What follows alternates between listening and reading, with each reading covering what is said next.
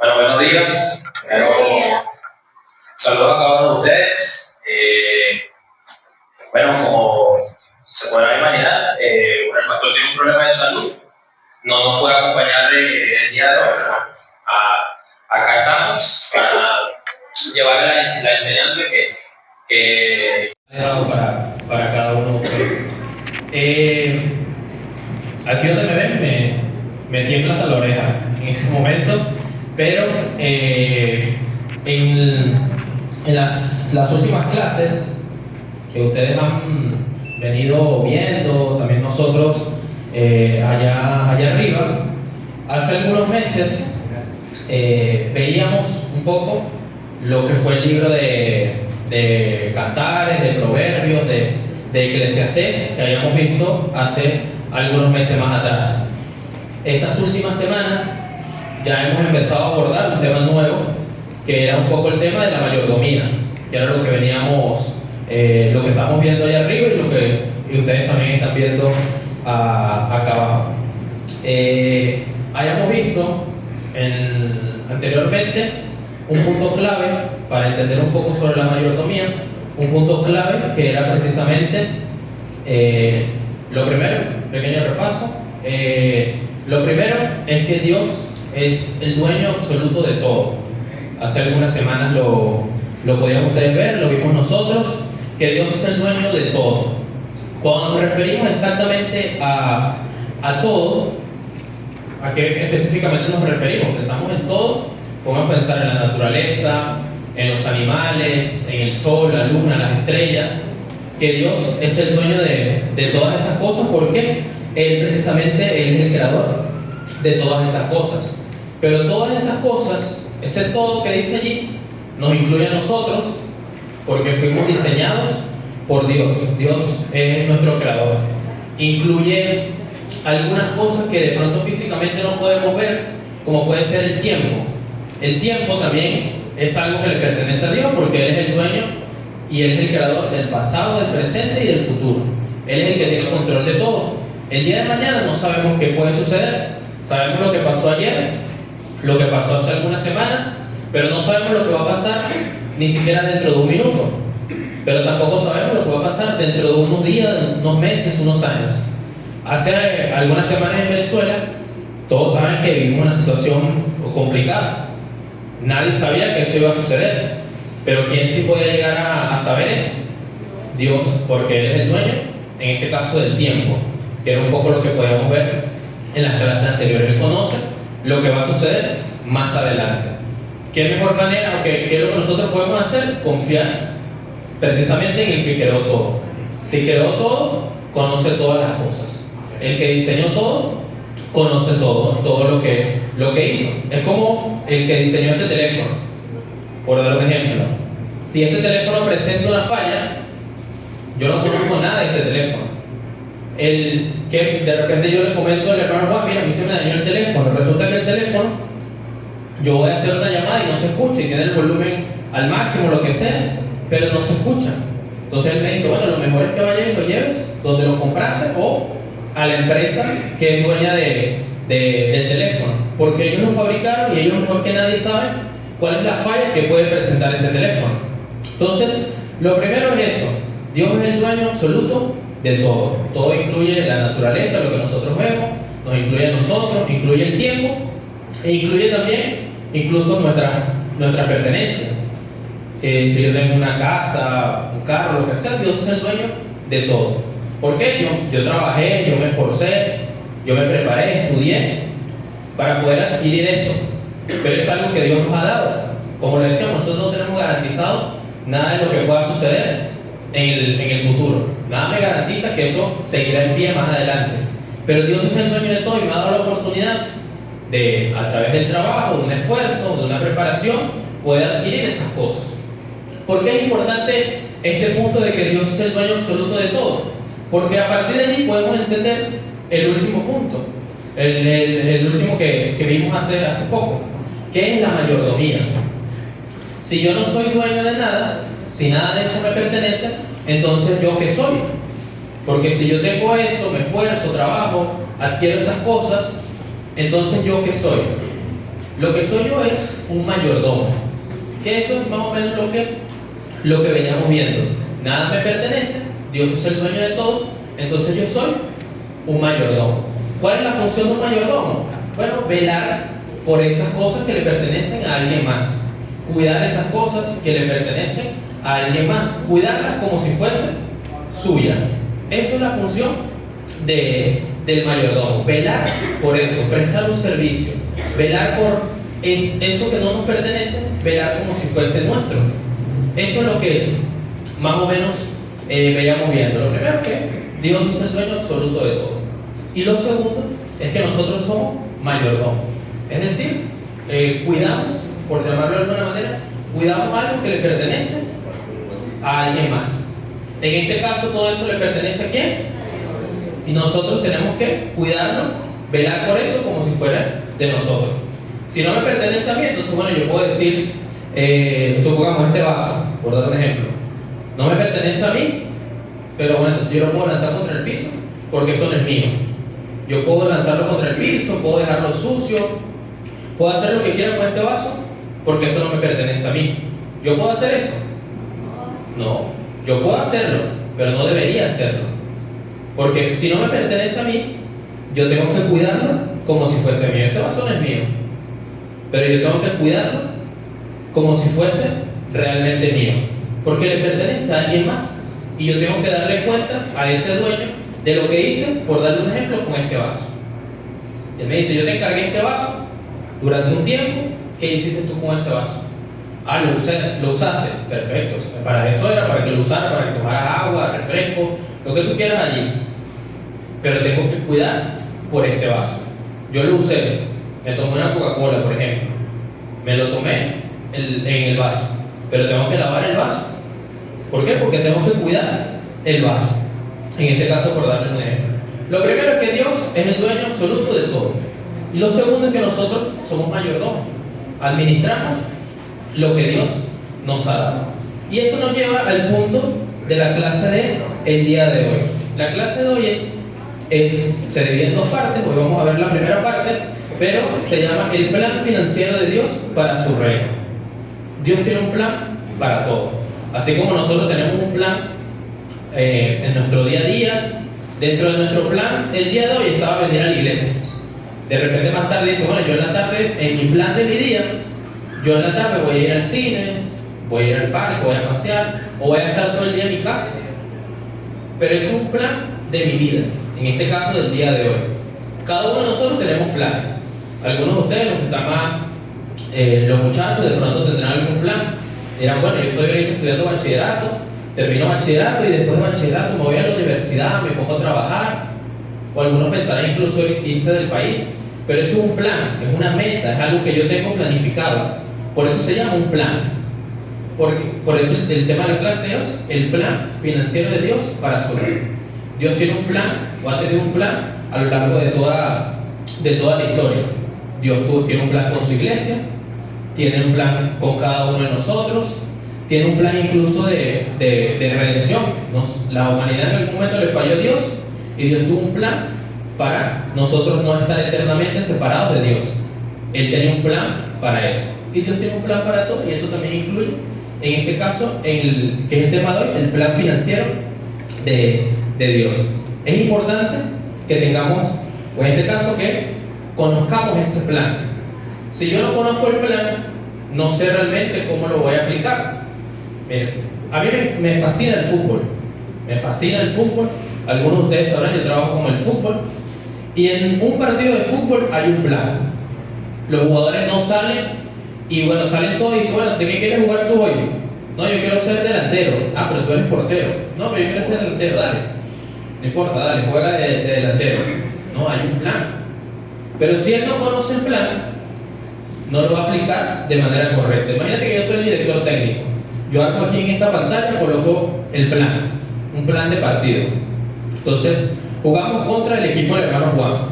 Entonces, el equipo del hermano Juan, nosotros lo vemos, lo analizamos y vemos, oye, el equipo del hermano Juan no tiene mucha velocidad, un equipo un poco más lento.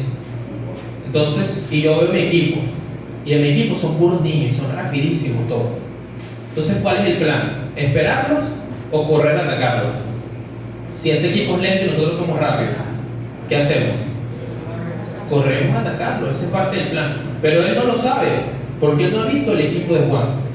Yo sí lo vi porque yo soy el director técnico y ese es mi trabajo.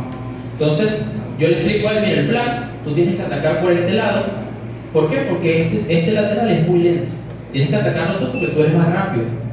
Pero el plan tiene que conocerlo él. ¿De qué sirve que yo lo conozca y no se lo dé a él? Él no lo va a poder aplicar. Por eso es que existe un plan. Entonces, lo primero que vamos a buscar, vamos a irnos a Génesis capítulo 14 para empezar. Vamos a irnos a Génesis capítulo 14.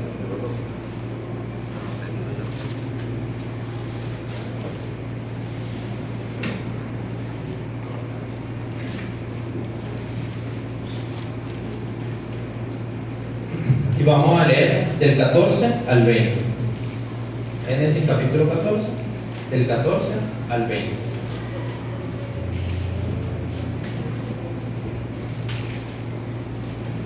¿Me avisa cuando ya lo tengo? Ok, vamos a orar primero para dar inicio. Señor y Dios Padre, gracias te damos por este nuevo día. Gracias por traernos nuevamente a tu casa con bien, Señor. Te damos gracias por este tiempo que nos permites estar acá, de escuchar, de aprender, de aplicar tu palabra en este día, Señor. Te damos gracias por cada una de las enseñanzas que vamos a tener el día de hoy. Te pedimos que seas tú hablando en la vida de cada uno de nosotros, que podamos escuchar tu voz, Señor, en nuestra mente, en nuestros oídos, en nuestro corazón. No solamente escucharla hoy, sino poderla aplicar a lo largo de toda nuestra vida, Señor. Te pedimos por esta enseñanza, te pedimos también por el pastor, Señor, que su esposa, que están quebrantados, que tú les des fortaleza y que puedan estar nuevamente con nosotros. Te pedimos por todo esto en el nombre de tu Hijo amado, nuestro Señor Jesucristo. Amén. Okay. Dios es el dueño de todo, nosotros somos mayordomos, somos administradores de lo que Él nos da, y lo importante de hoy es que conozcamos cuál es el plan financiero de Dios para nuestras vidas. Hay un plan, hay un propósito, hay un plan. La clase de hoy se basa en lo que es el diezmo en el Antiguo Testamento, lo que sucedió antes de que Jesucristo viniera acá a la tierra y muriera por cada uno de nosotros. ¿Qué dice la palabra de Dios acerca de eso? La clase del día de hoy es básicamente un repaso de algunos versículos en el Antiguo Testamento que hablan de lo que es el diezmo. ¿Qué es el diezmo? Es básicamente, como más o menos asoma su nombre, es el 10% de, en este caso, de nuestras ganancias, o de, en algún momento, como era también, en algún momento no existía el dinero, pero también existía el método con el que ellos se manejaban, era con el trueque, con el intercambio de animales, de harina, de arroz, de cualquier tipo de cosa. Pero es básicamente el 10% de lo que nosotros tenemos. Eso es lo que habla, o lo que se refiere cuando vemos la palabra diezmo. Pero eso, de repente hemos escuchado esa palabra en varias ocasiones, pero también antes de que Jesucristo viniera, en algunos momentos se habló precisamente del diezmo, de ese 10% en el Antiguo Testamento. Y el primer versículo, que ya lo mencionaba, es Génesis 14, del 14 al 20, que dice lo siguiente. Voy a irlo leyendo. Dice: oyó Abraham que su pariente estaba prisionero, y armó a sus criados, los nacidos en sus casas, 318, y los siguió hasta Dan. Y cayó sobre ellos de noche, él y sus siervos, y les atacó, y les fue siguiendo hasta Oba, al norte de Damasco. Y recobró todos los bienes, y también a Lot, su pariente, y sus bienes, y a las mujeres y demás su gente. Cuando volvía de la derrota de Kedorlaomer y de los reyes que con él estaban, salió el rey de Sodoma a recibirlo al valle de Sabe, que es el valle del rey. Entonces Melquisedec, rey de Salem y sacerdote del Dios Altísimo, sacó pan y vino y le bendijo diciendo: bendito sea Abraham del Dios Altísimo, creador de los cielos y de la tierra, y bendito sea el Dios Altísimo que entregó tus enemigos en tu mano. Y le dio a Abraham los diezmos de todo. Esta primera parte, o este primer versículo, nos habla de Abraham y de Melquisedec.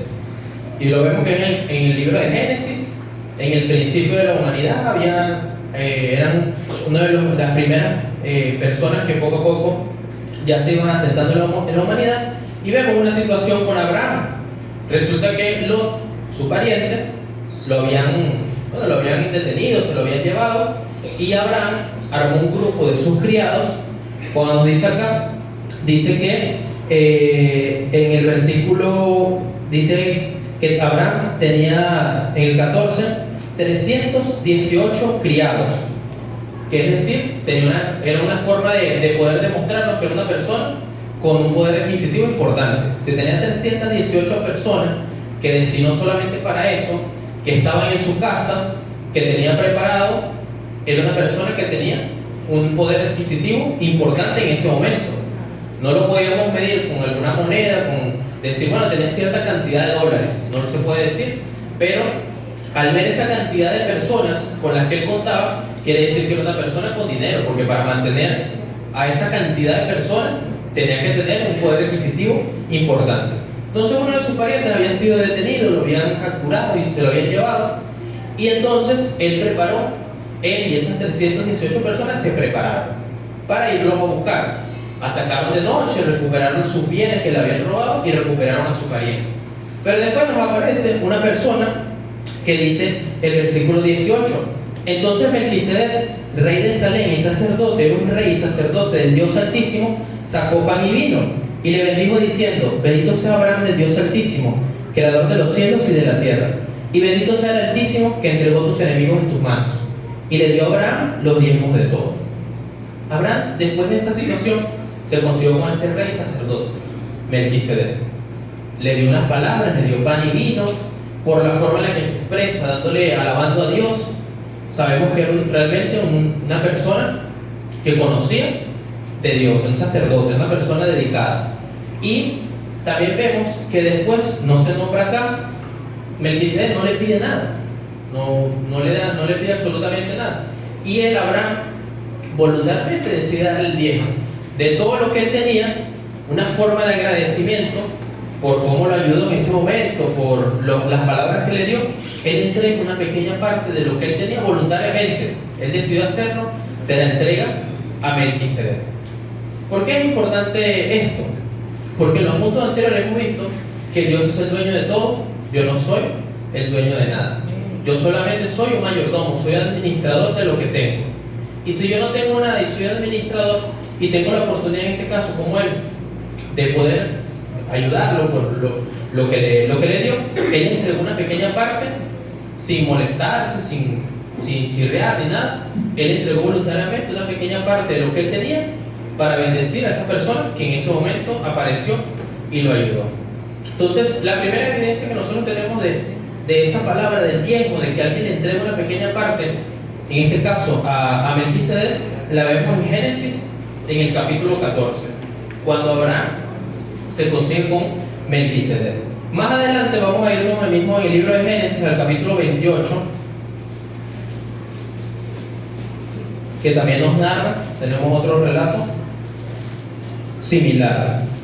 Vamos a irnos a Génesis 28, en el versículo 10. Génesis 28, 10. Me avisan cuando lo tengan. Ok, voy a ir leyendo. Génesis 28, 10. Dice: salió pues Jacob de Beerseba y fue a Aram, y llegó a un cierto lugar y durmió allí, porque ya el sol se había puesto. Y tomó de las piedras de aquel paraje y puso su cabecera y se acostó en aquel lugar. Y soñó, y aquí una escalera que estaba apoyada en tierra, y su extremo tocaba en el cielo, y aquí ángeles de Dios que subían y descendían por ella. Y aquí Jehová estaba en lo alto de ella, el cual dijo: yo soy Jehová, el Dios de Abraham tu padre, el Dios de Isaac. La tierra que estás acostada te la daré a ti y a tu descendencia. Será tu descendencia como el polvo de la tierra, y te extenderás al occidente, al oriente, al norte y al sur. Y todas las familias de la tierra serán benditas en ti y en tu simiente. Aquí yo estoy contigo, te guardaré por donde quiera que fueres, y volveré a traerte esta tierra, porque no te dejaré hasta que haya hecho lo que te he dicho. Y despertó Jacob de su sueño y dijo: ciertamente Jehová está en este lugar, y yo no lo sabía. Y tuvo miedo y dijo: cuán terrible es este lugar, no es otra cosa que casa de Dios y puerta del cielo. Y se levantó Jacob de mañana, tomó la piedra que había puesto de cabecera y la alzó por señal, y derramó aceite encima de ella, y llamó el nombre de aquel lugar Betel, aunque Luz era el nombre de la ciudad primero. E hizo Jacob voto diciendo: si fuere Dios conmigo, y me guardare en este viaje en que voy, y me diere pan de comer y vestido para vestir, y si volviere en paz a casa de mi padre, Jehová será mi Dios. Y esta piedra que he puesto por señal será casa de Dios, y de todo lo que me dieres el diezmo apartaré para ti. Vemos aquí la experiencia que vivió Jacob.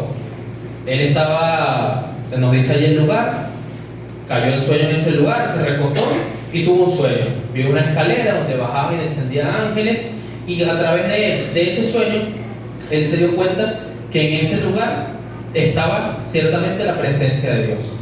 Y él se dio cuenta de eso y se levantó, se despertó alarmado e hizo voto. Hizo como una especie de un juramento. Se levantó y le prometió algo a Dios, que es lo que dice el versículo 20: si fuere Dios conmigo y me guardara en este viaje en que voy, y me diere pan para comer y vestido para vestir, y si volviera en paz a casa de mi padre, dice el primer punto importante: Jehová será mi Dios. Y esta piedra que he puesto por señal será casa de Dios, y todo lo que me diere el diezmo apartaré de ti. Lo primero que podemos destacar de aquí es que a través de esa situación, en este caso ya en el capítulo 28, volvemos a escuchar esa palabra otra vez del diezmo. Vemos que no había nadie en ese lugar, estaba él descansando, y él mismo decidió voluntariamente, por esa experiencia que él vivió, reconocer primero que verdaderamente Dios era su Dios. A través de eso que él vivió, hizo un voto, hizo un juramento, hizo una promesa en ese lugar. Si Dios lo acompañara, que Dios lo iba a hacer, Dios iba a ser realmente su Dios. Jehová iba a ser su Dios, se iba a consagrar. Es una devoción personal. Además de eso, vemos que dice: de todo lo que me dieres apartaré el diezmo para ti. Jacob reconoció en ese momento, sin conocer el plan de Dios, sin conocer muchas cosas, reconoció algo muy importante. Dice: de todo lo que me dieres apartaré el diezmo para ti. Reconoció que él mismo no podía obtener las cosas, que Dios estaba o está para nosotros y estaba para él, para hacer ese sustento, esa guía en todo momento. Y él mismo dijo: de todo lo que me dieres. Reconoció que Dios era el que podía darle todo lo que tenía, incluso todo lo que no tenía. ¿Por qué? Porque Dios es el dueño de todo.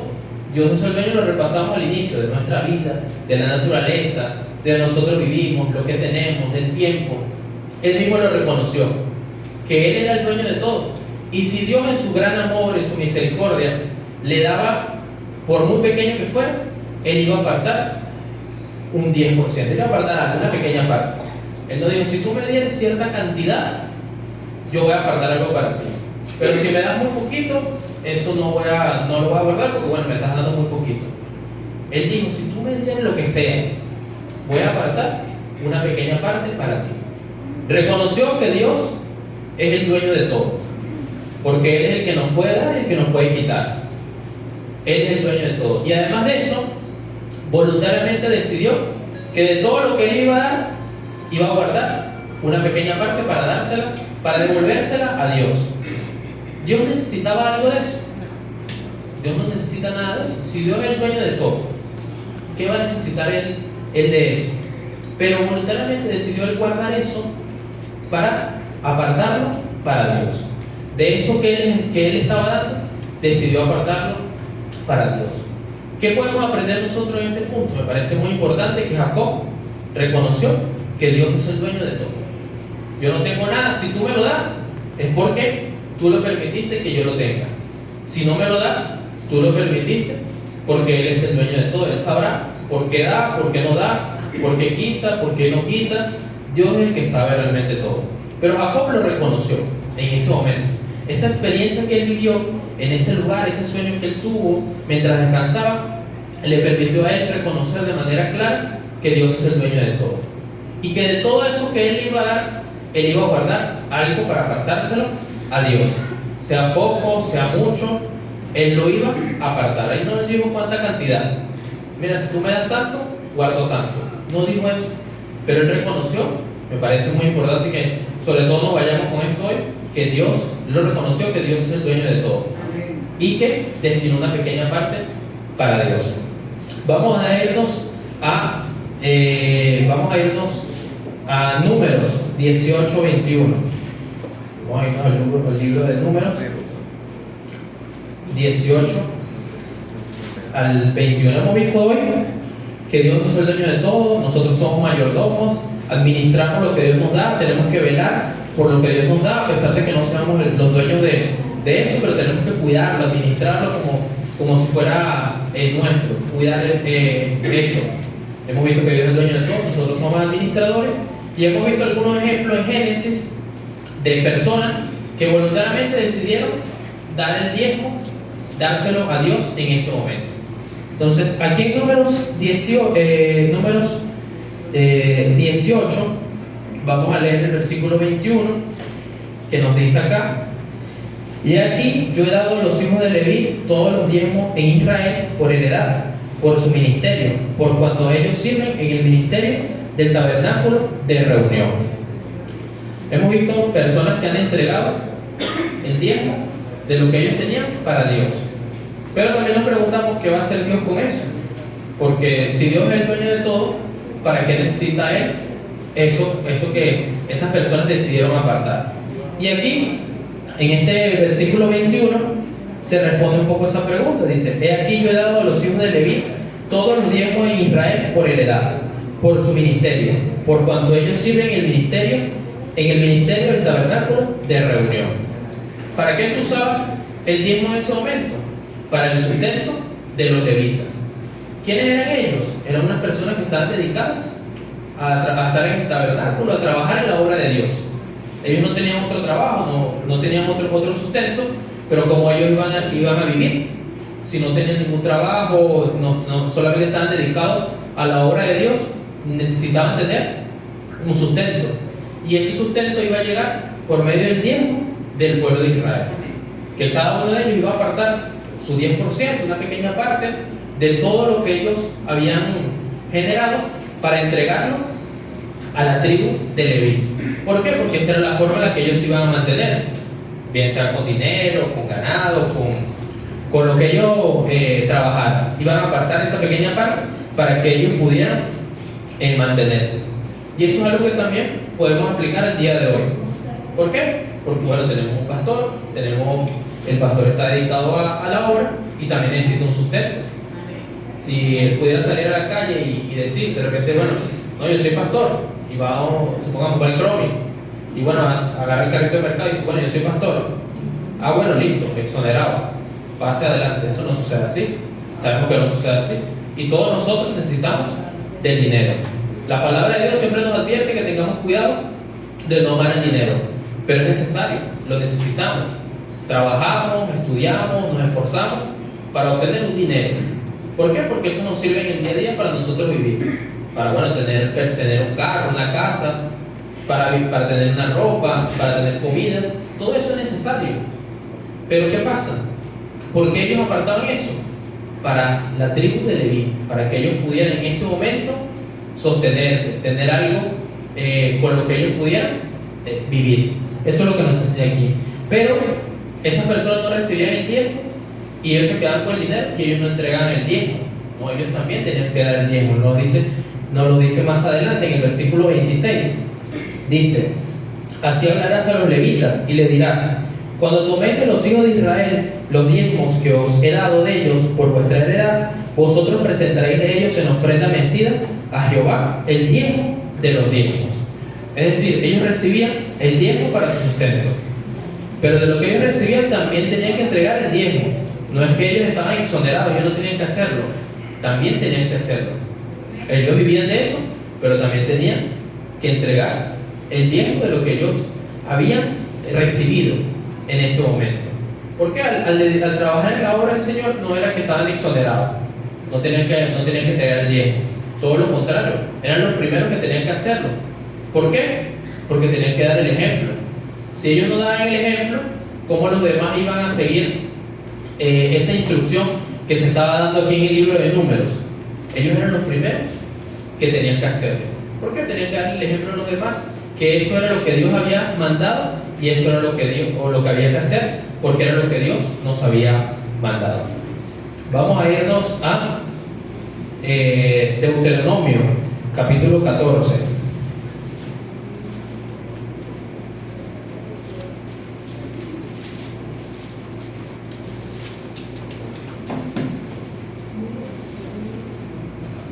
Capítulo 14, versículo 22. Dice, vamos a leer el versículo 22 y después el 28 y el 29. Dice los versículos: indefectiblemente diezmarás todo el producto del grano que rindiere tu campo cada año. Luego dice el 28: al fin de cada 3 años sacarás todo el diezmo de tus productos de aquel año y los guardarás en tus ciudades.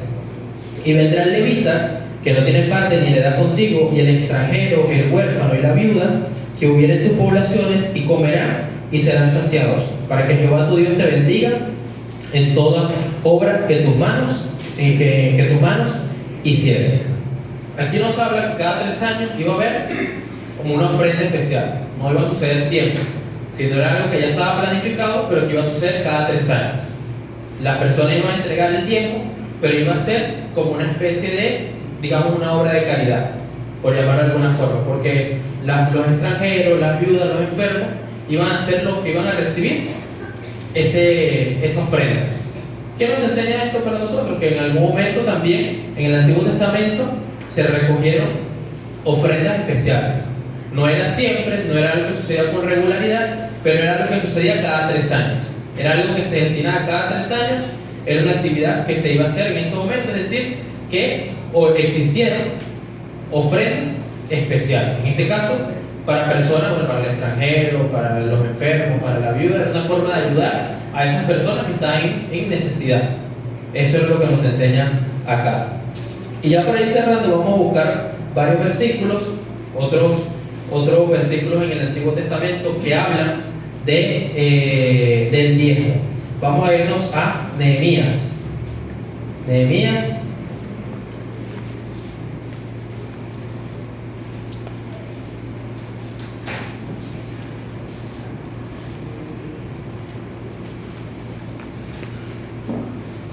capítulo 10.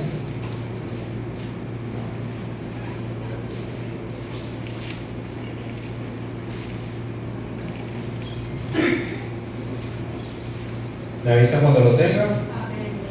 Bueno, que lo tenga. ¿Quién lo dijo por allí? ¿Quién lo tiene? 10, 37 y 38. Lo puede leer, el que lo tenga lo puede leer. Aquí yo lo leo.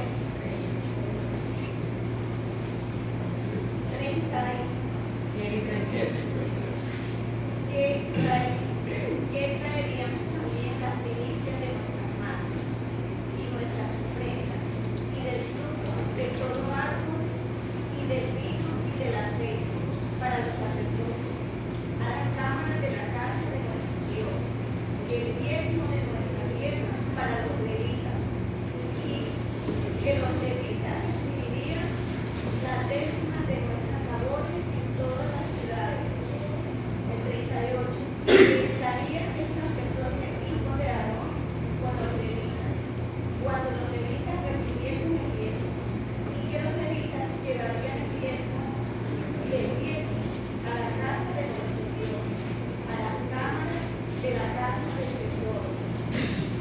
¿Sigo? No, está bien. Ahí vemos lo que ya veíamos antes, en Levítico, en Números, en Deuteronomio, que bueno, que ese 10% era para los levitas, para su sustento, que están dedicados a la obra del Señor, y que ellos también tenían que entregar el 10% de lo que ellos recibían. Ellos no eran exonerados.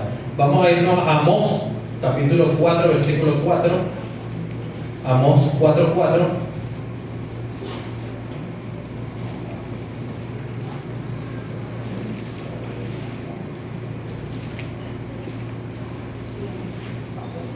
Cuando lo tengan me avisan.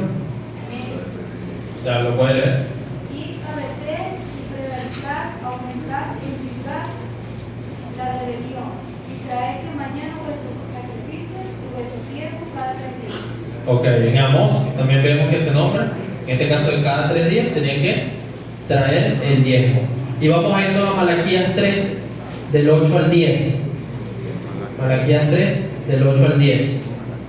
Que este versículo también nos ayuda a entender la importancia que tiene este tema que estamos hablando hoy para Dios, incluso desde el Antiguo Testamento. Voy a leerlo yo, del versículo 8 al versículo 10. Dice, hace una pregunta acá: ¿robará el hombre a Dios? Pues vosotros me habéis robado. Y dijiste, ¿en qué te hemos robado? En vuestros diezmos y ofrendas. Malditos sois con maldición, porque vosotros, la nación toda, me habéis robado. Traed todos los diezmos al alfolí y haya alimento en mi casa. Probadme ahora en esto, dice Jehová de los ejércitos. Si no, os abriré las ventanas de los cielos y derramaré sobre vosotros bendición hasta que sobreabunde. Empieza el versículo 8 haciendo una pregunta que no la podemos hacer nosotros. ¿Podemos nosotros robar a Dios? Pareciera que fuera una pregunta. Bueno, Él es el dueño de todo, Él tiene control de todo. ¿Podemos nosotros robarle algo a Dios? Y aquí ahí mismo se responde la pregunta. Parece una pregunta que no tenga como mucho sentido. ¿Cómo vamos a robarle a Dios? Si Dios es el dueño de todo, tiene control de todo, conoce el pasado, el presente y el futuro. ¿Cómo nosotros le vamos a robar a Dios? Y dice acá, pues vosotros me habéis robado. Y dijiste, ¿en qué te hemos robado? ¿Y en qué nos robaron? En los diezmos y en las ofrendas. Si repasamos el inicio de la enseñanza que estamos viendo el día de hoy, cuando tomamos ese repaso de las clases anteriores, dice que Dios es el dueño absoluto de todo. Nos aclara que es absoluto porque no hay nada que debatir. ¿Por qué Dios es el dueño de todo? O sea, Dios algún día se levantó y dijo, bueno, yo soy el dueño de todo porque sí. No, Dios es el dueño absoluto de todo porque Dios es el creador de todo. ¿Por qué Dios es el dueño de todo? Porque Dios es el creador de todo. Por eso automáticamente Él pasa a ser el dueño absoluto de todo. Si yo estoy en este lugar, supongamos, yo ando aquí con este saco y yo lo dejo en esa silla y alguien se lo lleva, se robó el saco. Se lo robó porque es mío y se lo llevó y no le pertenece a él. Pero de repente llega Manuel, llama a la policía. Mira, se robaron un saco aquí a la iglesia, viene la policía. Y le dice, ajá, Manuel, dime, ¿te robaron el saco? Y él dice, sí, me lo robaron. Me lo robaron. Ah, ok, dime, ¿dónde lo compraste? No sé dónde lo compré. ¿Cuánto te costó? No sé. ¿De qué color es? No sé. ¿Por qué él no sabe eso? Porque él no es el dueño del saco. Él no puede reclamar algo que a él no le pertenece. La policía le va a decir, bueno, pero ¿por qué tú estás llamando que te robaron un saco que no es tuyo? O sea, tú no conoces nada del saco. ¿Quién es el que puede reclamar ese saco que se hayan robado? El dueño. Y en este caso el dueño soy yo. Yo soy el que puedo reclamar, porque yo conozco dónde lo compré, cuánto me costó, de qué color es. Todos esos detalles los conozco yo. ¿Por qué? Porque yo soy el dueño. Si yo un día estaba comiendo y me manché aquí, eso no lo sabe él, lo sé yo. O de repente aquí adentro tiene un bolsillo roto, eso lo sabe él. No lo sabe porque él no es el dueño. Eso lo sé yo porque yo soy el dueño del saco, yo lo conozco. Yo no lo fabriqué, pero yo lo veo todos los días, lo conozco al detalle, sé lo que tiene, sé lo que no tiene. ¿Por qué? Porque yo soy el dueño. Eso mismo sucede con Dios. Dios es el dueño de todo. Y nosotros tenemos que rendirle cuentas a Dios de todo lo que Él nos ha dado. Porque a Él todo le pertenece. Es como leíamos a Jacob. Jacob tuvo un sueño, en ese sueño vio una escalera, se dio cuenta que en ese lugar estaba la presencia de Dios y entendió que él no era el dueño de todo. Y además el sueño ni siquiera tenía nada que ver con las pertenencias ni nada. Él vio una escalera, vio unos ángeles que bajaban y que subían, y en ese momento él comprendió que ahí estaba Dios en ese lugar, y comprendió que Dios era el dueño de todo. Por eso es que él dice, de todo lo que me dieres. Él en ese momento entendió que él no tenía la capacidad de poder adquirir las cosas sin que Dios se lo permitiera. Dios es el que permite todas las cosas, para bien o para mal. Dios es el que permite que tengamos o no tengamos. porque Él es el dueño de todo. ¿Y nosotros qué somos? Somos entonces mayordomos. Lo que hacemos es administrar lo que le pertenece a alguien más. Pero esa administración consiste en velar por esas cosas como si fueran realmente mías. Si yo le doy este saco a Emanuel, le digo: Emanuel, yo me voy de viaje, voy a estar 3 meses fuera del país, por ejemplo, te voy a dar el saco porque no lo voy a utilizar, y yo se lo doy, y yo tengo mi saco, no tiene manchas, no tiene un bolsillo roto, no tiene nada. Entonces yo se lo doy a él y se lo presté, y yo vengo a los 3 meses y Emanuel me trae el saco, y cuando me lo entrega ni siquiera es marrón, ahora él perdió todo el color, se manchó, se ensució, y ahora resulta que es blanco, se destiñó, y cuando revisó los bolsillos ya no tiene ni bolsillo, le quitó todos los bolsillos, no tiene los botones, le rompió aquí en la parte de atrás, lo dañó. Ese saco no era de él, a él no le costó nada, pero por eso él no iba a hacer con el saco, iba a hacer desastre con él, porque no le pertenece a él. Yo se lo presté a él, él tenía que velar por cuidarlo. Él lo podía usar, lo podía traer, podía salir a la calle con él, lo que quisiera, porque yo le di permiso, pero eso no quiere decir que él lo iba a utilizar como le diera la gana, y lo iba a hacer desastre con él, porque él dijo: bueno, eso no es mío, total, yo puedo romperlo, puedo hacer lo que quiera, porque eso no me pertenece a mí. No, eso no es lo que nos quiere enseñar el día de hoy. Lo que queremos que entendamos es que nosotros no somos dueños de nada, Dios es el dueño de todo, nosotros somos administradores de lo que Él nos da, y nosotros, según lo que estamos viendo acá, incluso desde antes de la llegada de Jesucristo, las personas guardaban de lo que Él tenía el 10% para entregárselo a Dios. Pero ¿para qué se lo entregaban a Dios si Dios no necesitaba nada de eso? No necesita nada de nuestro dinero. ¿Para qué? Para el cuidado de los levitas en este caso, para el sustento de ellos, para el cuidado del templo, del tabernáculo. ¿Por qué? Porque no se iba a mantener mágicamente. ¿Cómo se podía mantener? Bueno, con el dinero que ellos iban a aportar, y ellos iban a velar por eso. Entonces, con esto ya vamos finalizando. Vamos a orar para finalizar en esta mañana. Señor Dios Padre, gracias nuevamente por traernos con bien a este lugar, por permitirnos estar hoy acá en tu casa. Te damos gracias por este tiempo, por esta enseñanza que tú nos has permitido escuchar. Te pedimos, Señor, que seas tú hablando en nuestras vidas, aplicando esta enseñanza en la vida de cada uno de nosotros, guardándola en nuestro corazón, que no se quede allí, sino que podamos aplicar en todo momento, Señor, podamos comprender, Señor, la responsabilidad que tenemos, Señor, así como el pueblo que veíamos en tu palabra, que dice que te había robado. Te pedimos, Señor, que tú nos perdones si te hemos robado, Señor, si no hemos dado lo que te pertenece, Señor, y te pedimos que nos ayudes a entender, a comprender esta enseñanza y a aplicarla a nuestras vidas. En el nombre de tu Hijo amado, el Señor Jesucristo. Amén. Buenos días, hermanos. Quedaron convencidos que no tenemos nada, nada nos pertenece. Amén. Todo es de Dios. Así es. Gracias al hermano Luis que trajo ese mensaje para esta escuela dominical, esperando que haya sido de buen provecho como. Amén. Bueno, vamos a tener un receso de unos 10-12 minutos, ¿verdad?